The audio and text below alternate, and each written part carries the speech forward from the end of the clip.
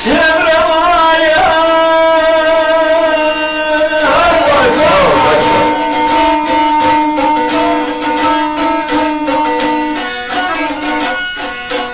Günahlara günahkara Yar yanımda Sevda bakasın Günahkara Yar yanımda Haysa doğru sözüm Yalan olmuyor babam Yalan